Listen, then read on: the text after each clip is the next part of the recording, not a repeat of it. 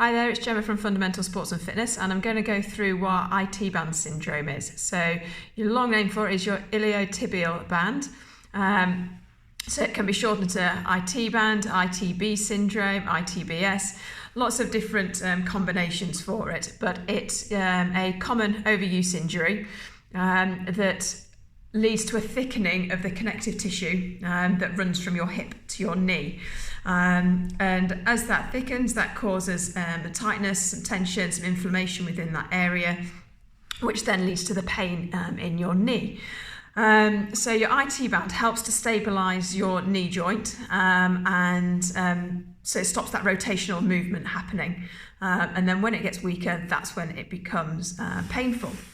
So you'll find that you'll get pain on the outside of your knee and doesn't usually cause any swelling. So if you have found you've got some swelling in your knee, there's usually another cause to it. And I'd go say, see your GP and see what else might be going on there. Because it's an overuse injury, it affects seasoned runners as much as it affects beginners. As well, so that's something to think about, and it usually occurs, the pain, within sort of the first sort of 5 to 10 minutes of your run, and that wouldn't then go away. So you may then notice the difference if it was a tear of your cartilage or something like that. You might also hear a clicking sensation, whereas with your IT band problems you wouldn't. If you're still unsure, having an MRI scan or an X-ray would help, because an MRI scan would actually show the thickening of the connective tissue, whereas an X-ray wouldn't. So yeah, that's something to think about if you were to go down the scan route for it as well. So the causes for it are where your leg repeatedly turns inwards, and so it's always having to then put pressure on that outside of your leg. So this might come from worn shoes, constantly running downhill, or you're on sort of a adverse camber, sort of a slight incline as you're running. You're doing too many miles, or as loads of runners have, weak glutes. So as we said, it can affect people that run regularly, as it can for people that are beginners, and that's because when the tissue becomes inflamed from it either being pulled from the muscle up in your glutes, your TFL, your tensor fasciae lata, or where it's rubbing on the narrowing section as it comes into your knee.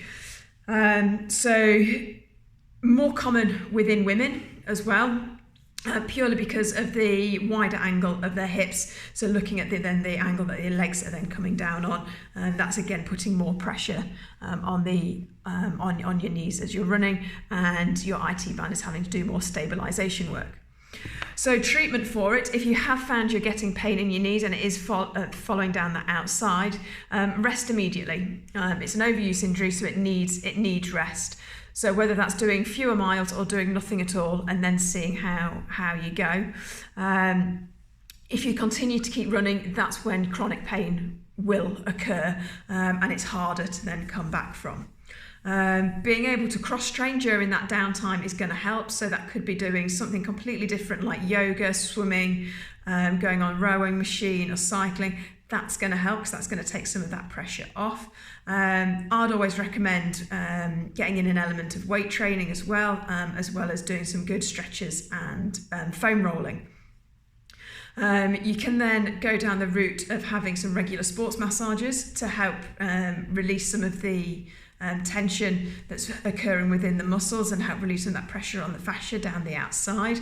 And if you've either gone for then sports massage or physio, they may look at doing some ultrasound work or electrical stimulation in there too.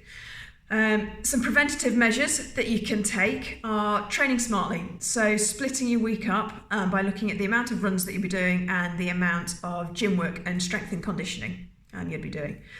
However you increase your mileage, do it slowly. Again, that's going to eliminate some of the pressure that's being put on your knees.